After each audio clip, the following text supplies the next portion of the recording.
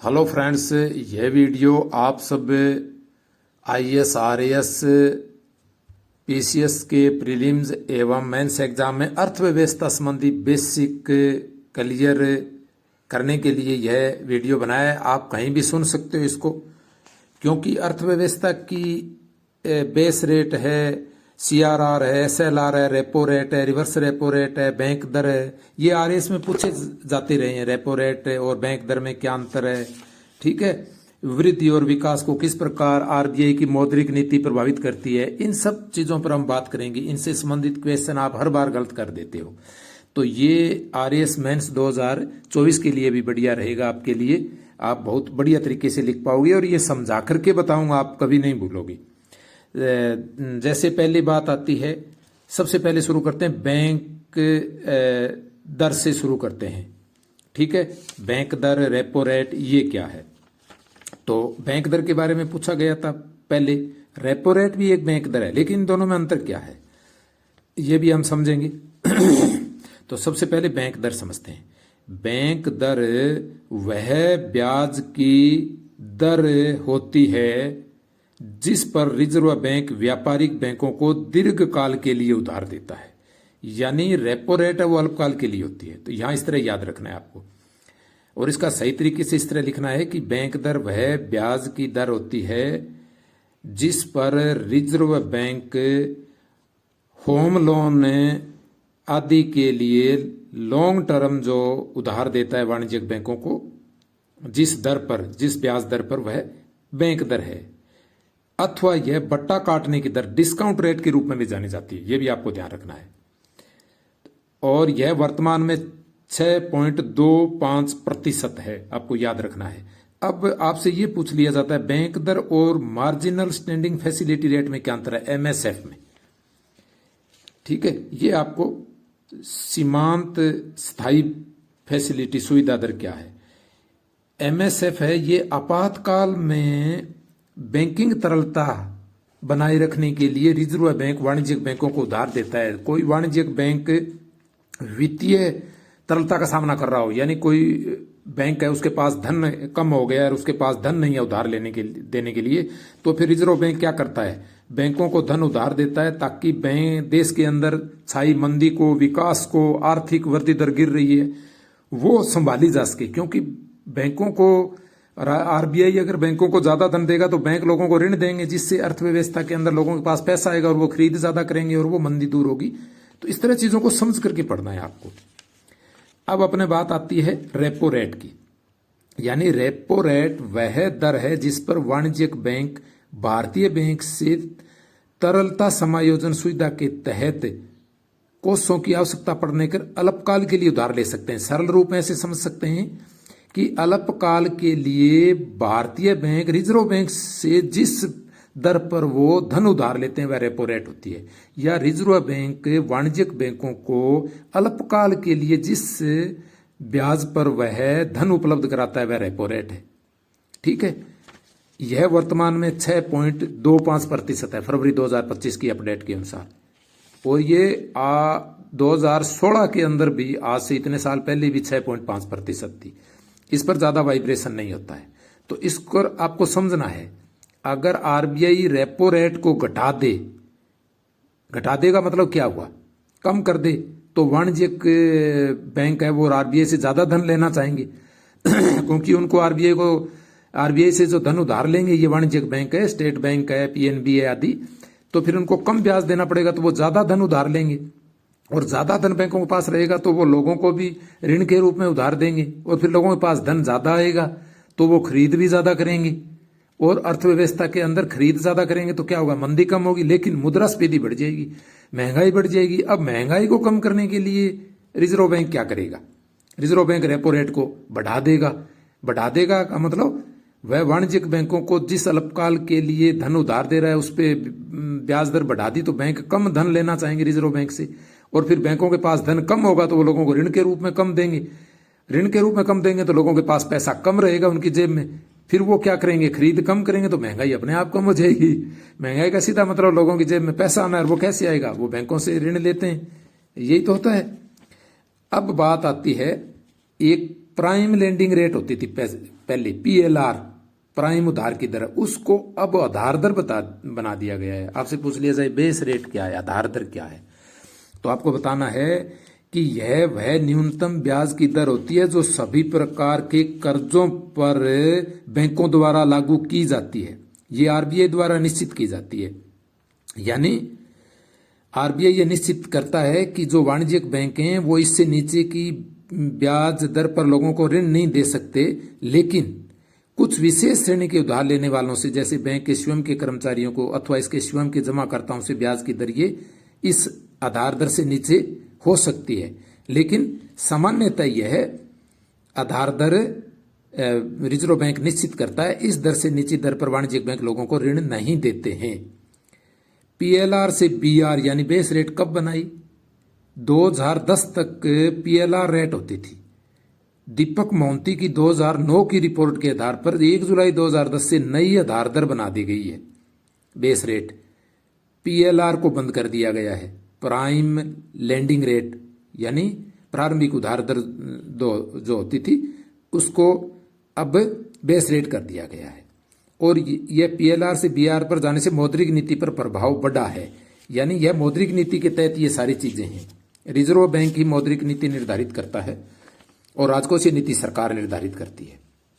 तो अब अपने आगे चलते हैं कि वर्तमान के अंदर जो ये मार्जिनल स्टैंडिंग फैसिलिटी क्या है, इस पर बात करते हैं। Marginal standing facility rate MSF rate है, वह ब्याज दर है जो आपातकाल में रिजर्व बैंक लोगों को धन देता है। अब बैंक दर के साथ यह आंकी जाती है। कैसे कि MSF रेट बैंकों पर उस समय लागू की जाती है जब वे अपनी रेपो रेट पर उधार की निर्धारित सीमा से अधिक राशि उधार लेना चाहते हैं।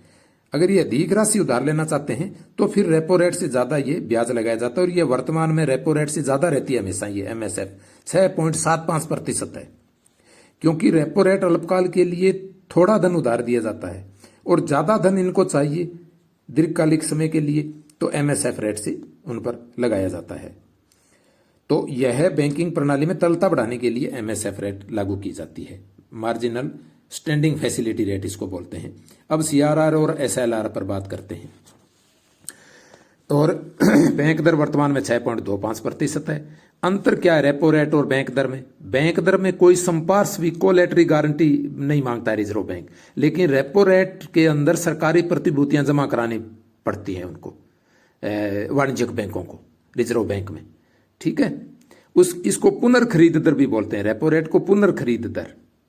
ठीक है, अब एक चीज और है, मैं आपको बता दूं कि बैंक दर और रेपो रेट फिलहाल बराबर चल रही है। ठीक है, और बैंक दर दीर्घकाल के लिए लिया जाने वाला लोन है वाणिज्यिक बैंकों द्वारा जो RBI से लेते हैं, और रेपो रेट जो ऋण है वह अल्पकाल के लिए होता है।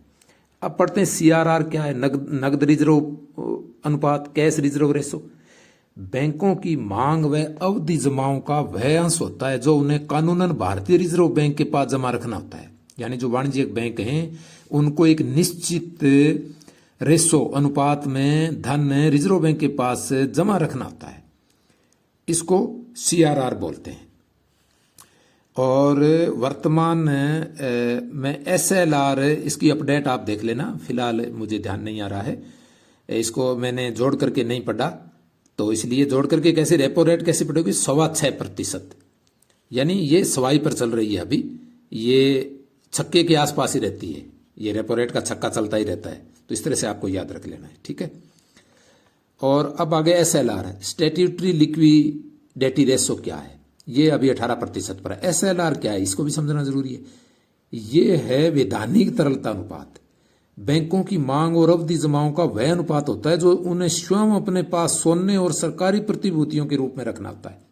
यानी वाणिज्यिक बैंक हैं जो SBI वगैरह सब, इनको अपने पास ही कुछ मात्रा में धन जमा रखना होता है एक निश्चित अनुपात में, जैसे 18%, कुल राशि का 18% जैसे चल रहा है अभी फिलहाल, तो वह सोने के रूप में हो सकता है या सरकारी प्रतिभूतियां गारंटी के रूप में। यह 3 फरवरी 2015 से शुरू में 21.5% पर लाया गया था।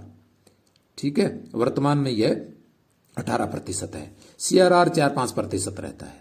ये आप देख लेना और आप कमेंट करना आप भी ढूंढते हो क्या। और ये पहला वीडियो है, आगे की आपके लिए वीडियो लाते रहेंगे। आप सब्सक्राइबर लाइक और शेयर कर लें ज़्यादा से ज़्यादा, ताकि समय पर आपको नोटिफिकेशन मिले और चैनल भी बूस्ट रहे। अब ये आजकल कई लोग ये मांग करते हैं कि सीआरआर को घटा दिया जाए ताकि बैंक ज्यादा मात्रा में उधार देकर निवेश को बढ़ा सकें, जिससे आर्थिक वृद्धि दर में बढ़ोतरी हो, उसको बढ़ावा मिले, मंदी कम हो। लेकिन अगर महंगाई ज्यादा बढ़ गई तो सीआरआर बढ़ा देंगे, क्योंकि बैंकों को रिजर्व बैंक के पास ज्यादा धन रखना पड़ेगा, लोगों को उधार देने के लिए नहीं बचेगा, ऋण देने के लिए। यही एसएलआर का है, अगर बढ़ा देंगे तो महंगाई घटेगी। लेकिन मंदी के लिए ये क्या करते हैं, इसका उल्टा करते हैं। अब अपने इस चीज को और समझ लेते हैं 5-7 मिनट में कि वित्तीय समावेशीकरण से संबंधित कई बार पूछ लिया जाता है। फाइनेंशियल इंक्लूजन क्या है, वित्तीय समावेशीकरण में क्या शामिल होता है, 2 नंबर में या 5 नंबर में। इसमें पूछना है कि आम आदमी द्वारा बैंकों में खाता खुलाना, जैसे मुद्रा लोन है और है, ये सब क्या था, वित्तीय समावेशीकरण है। बैंक द्वारा उनको सस्ती ब्याज दर पर कर्ज उपलब्ध कराना भी यही है। तीसरा पॉइंट है निर्धन लोगों को उत्पादक क्रियाओं में लगने में मदद देना। चौथा है जो सीमांत लोग हैं जिनके पास कम जैसे जमीन है, जैसे सीमांत कृषक हैं, लघु कृषक हैं, जो ये अपने असंगठित मजदूर वर्ग है, उन सबको आप सबको पता है कम दर पर ब्याज दिया जा रहा है। तो ये वित्तीय समावेशन, इनको बैंकों से ज्यादा जोड़ना, ठीक है, जीरो जमा पर इनको खाते खोलना, ये सारी चीजें इसमें आती हैं। अब आगे बात करते हैं वृद्धि और विकास में अंतर क्या है। कई बार पूछ लेते हैं आर्थिक वृद्धि दर, आर्थिक विकास। तो आर्थिक वृद्धि को मापने के लिए स्थिर भावों पर सकल घरेलू उत्पाद की वृद्धि को देखा जाता है, अतः वृद्धि की दर मापनीय होती है। इसके लिए कृषि, उद्योग और सेवा क्षेत्र में वृद्धि को मापा जाता है। विकास क्या होगा, यह वृद्धि प्रथम अन्य तत्व भी इसमें शामिल होते हैं, जैसे निर्धनता के स्तरों में कमी, निर्धनता के अनुपात में कमी, आय की असमानता में कमी, लोगों के लिए विकास के अवसरों में वृद्धि, ये सब विकास के अंतर्गत आते हैं, ठीक है। तो इसलिए विकास के लिए वृद्धि के साथ साथ यह भी देखा जाता है कि वृद्धि तीव्र हो, समावेशी हो, सबको समान रूप से लाभ पहुंचाने वाली, सुस्थिर और सतत या टिकाऊ हो और समता का संतुलित हो। यह प्रति व्यक्ति आय बढ़ने से विकास होता है। विकास का लाभ समाज के सभी वर्गों, सभी प्रदेशों, सभी आर्थिक क्षेत्रों को मिलने से सही अर्थों विकास माना जाता है। अब आपसे राजकोषीय नीति, ये तो मौद्रिक नीति की बात हुई थी, पीछे रिजर्व बैंक की रेपो रेट, ये सारी राजकोषीय नीति का स्पष्टीकरण अपने पूछते हैं कि राजकोषीय नीति के अंतर्गत राजस्व और पूंजीगत प्राप्तियों में लेखे खर्च के लेखे जोखों के अलावा देश के आंतरिक और बाह्य खर्च का हिसाब भी शामिल होता है। सरकार जो नीति तय करती है ना, उसको राजकोषीय नीति बोलते हैं, राजकोष से संबंधित। जैसे करों का आरोपण, करारोपण व उधार लेना, सरकार उधार लेती है, राजकोषीय नीति के अनिवार्य अंग होते हैं। राजकोषीय नीति का उपयोग मुद्रास्फीति को नियंत्रित करने के लिए कर बढ़ाकर या खर्च को कम करके भी किया जाता है। आर्थिक मंदी की दरों में करों में कमी करके, आर्थिक मंदी की दशा में करों में कमी करके वह सरकारी खर्च को बढ़ाकर आर्थिक मंदी को नियंत्रित किया जाता है। समझे नहीं क्या आप? आर्थिक मंदी का मतलब देश में लोगों के पास पैसा ही नहीं है जेब में, तो वो खरीदेंगे कैसे? मंदी आ गई, तो इसके लिए सरकार क्या करेगी? सरकारी खर्च को बढ़ाएगी, यानी लोगों को ऋण देने के लिए मुद्रा लोन है और अन्य प्रकार से बहुत सारी योजनाएं चलाएंगी, ठीक है। तो इस प्रकार से ये चीजें चलेंगी। किसानों को किसान सम्मान निधि ये बढ़ा देंगी, करों में कम कर देंगे, लोगों को टैक्स कम होगी तो जेब में पैसा रहेगा और वो खरीद ज्यादा करेंगे, मंदी दूर होगी। रिसेशन जिसको बोलते हैं।